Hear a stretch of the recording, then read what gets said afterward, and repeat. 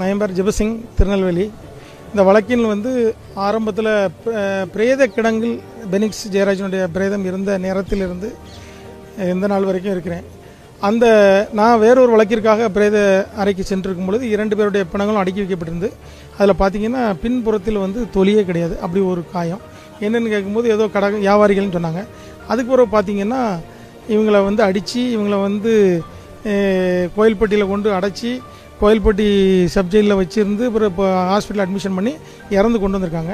அடுத்த நாள் தான் நாங்கள் வழக்கறிஞர்கள்லாம் போய் இந்த மாதிரி இதுக்கு எங்களுக்கு நியாயம் கிடைக்கணும், இது இப்படி நாங்கள் விட்டுட்டு போக முடியாது, போலீஸ் மேலே வழக்கு பதிவு பண்ணணும் அப்படின்னு சொல்லி முதலாக நாங்கள் காலையில் தான் அந்த போராட்டத்தை ஆரம்பிக்கிறோம். அப்போது அன்றைக்கி ஈவினிங் போஸ்ட்மார்ட்டம் நடக்குது. ஜட்ஜி பாரதிதாசன் அவங்க முன்னிலையில் தான் நடக்குது, வீடியோ ஃபுட்டேஜோட.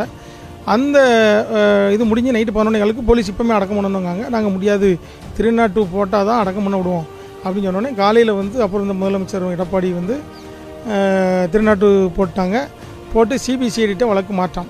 அந்த சிபிசிஐடி ஐஜி சங்கர் சார் விசாரணை நடத்துனாங்க. எங்களுக்கு அதில் பெரிய உடன்பாடு இல்லை.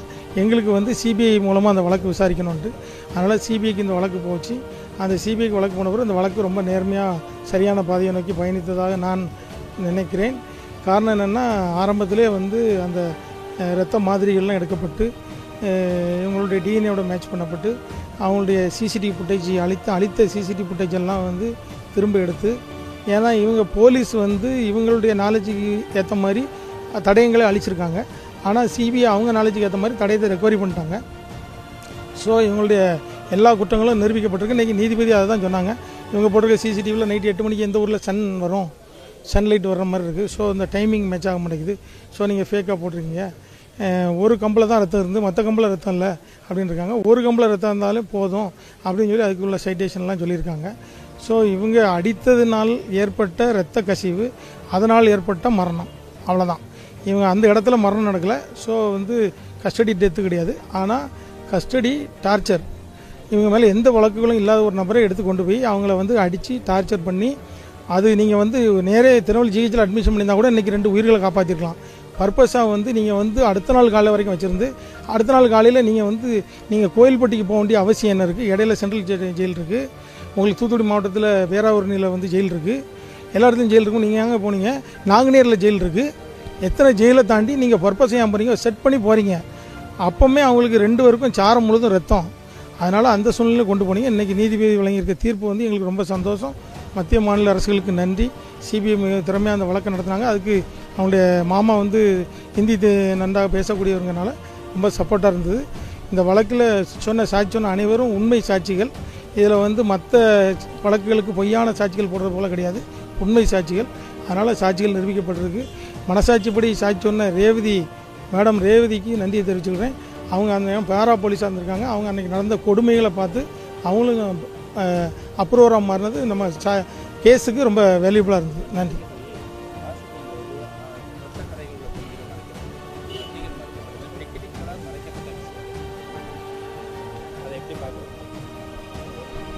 அதாவது அந்த சார் நீங்கள் கேட்குற மாதிரி அந்த லத்தியெல்லாம் இவங்க ஏற்கனவே நம்ம அக்யூஸ்டுகள் வெட்டிட்டு அறுவாளத்துக்கு குளத்தில் போடுற மாதிரி இவங்க அந்த ஸ்டேஷனுக்கு பின்புறம் காடுகள், இந்த உடை காடுகளுக்குள்ளே கொண்டு போய் போட்டு இவங்க மறைச்சி வச்சுருந்ததை சிபிஐ போலீஸார் வந்த பிறகு இவங்களை கஸ்டடி எடுத்து கொண்டு போய் கம்பெல்லாம் எங்கேன்னு கேட்கும்போது தான் அந்த கம்புகள்லாம் எடுத்து கொடுக்கப்பட்டது. அது மாதிரி பெனிக்ஸோட இரத்த காயம் உள்ள அந்த துணிகள்லாம் ஒரு பாத்ரூமில் ஒளிச்சு வைக்கப்பட்டிருந்து அதெல்லாம் ரெக்கவரி பண்ணியிருக்காங்க. அதுபோக அந்த டேபிளில் மர மேசைகளில் இரத்த காயங்கள் அதெல்லாம் மறைக்கப்பட்டிருந்ததெல்லாம் திரும்ப எடுத்து எல்லாத்தினுடைய மாதிரிகளும் கலெக்ட் பண்ணப்பட்டு கொண்டு போகப்பட்டுச்சு. அது இந்த வழக்கினுடைய மிக முக்கியமான சாட்சிகள்.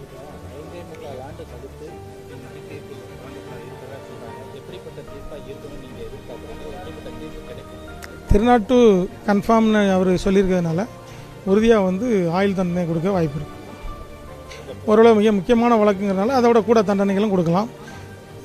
ஆனால் குறைந்தபட்சம் ஆயுள் தண்டனை வழங்கலாம். அது அவங்களுக்கு அந்த இறந்த குடும்பத்திற்கு இழப்பீடு வழங்க வைப்பதற்காக சொத்துக்களும் அவங்களுடைய சம்பள சான்றிதழையும் கேட்டிருக்காரு. இப்போ இப்போ போக்சோ கேஸ்லலாம் இழப்பீடு வழங்கணும்னு சொல்லும்போது அரசு தரப்பு இழப்பீடா இல்லை எதிரிகள் தரப்பு இழப்பீடாங்கிறதுக்காக தான்.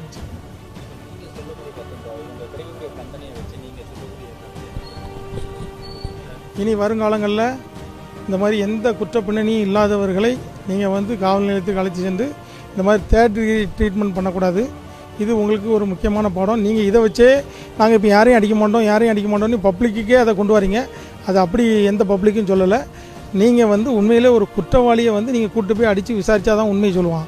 ஆனால் குற்றமே செய்யாத ஒருத்தனை வந்து நீங்கள் அடித்து கொலை பண்ணியிருக்கீங்க. அந்தளவுக்கு அடிக்கிறதுக்கு என்ன தேவை இருக்குது? நீங்கள் வந்து குற்றம் செய்தவர்களை நீங்கள் விசாரிக்கணும்.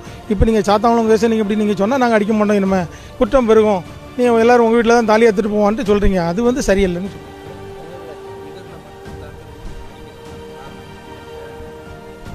இல்லை, இவங்களை மட்டும் அடிக்கிறது இல்லை. அவங்க வழக்கமாக 2 அந்த A2ம் A3யும் வழக்கமாக எல்லாரையும் அடிக்கிறது தான் அங்கே வழக்கம்னு அவங்கள மக்கள் சொன்னாங்க. ஆனால் அன்னைக்கு நடந்தது வந்து இந்த மாதிரி பெனிக்ஸ் அங்கே போய் எஸ்ஐட்ட வந்து நீ எங்கள் அப்பாவை எப்படி அடிக்கலான்னு சொல்லி சட்டையை பிடிச்சதாகவும், நீ எங்கள் ஸ்டேஷன்லேயே வந்து எங்களை சட்டையை பிடிச்சிருவான்னு சொல்லி அந்த ஈகோ கிளாஸ் தான். அது வந்து லைட்டாக அடிச்சுட்டு விட்டுருந்துருக்கலாம், ஒன்றும் இவங்களுக்கு இந்த பிரச்சனை வந்திருக்காது. ஆனால் அதை வந்து கண்டினியூவாக நைட்டு ஷிஃப்ட்டுக்கு வந்த A3யும் சேர்ந்து அடித்ததுனால தான் அவங்களுடைய காயங்கள் வந்து ரொம்ப அதிகமாகிட்டு.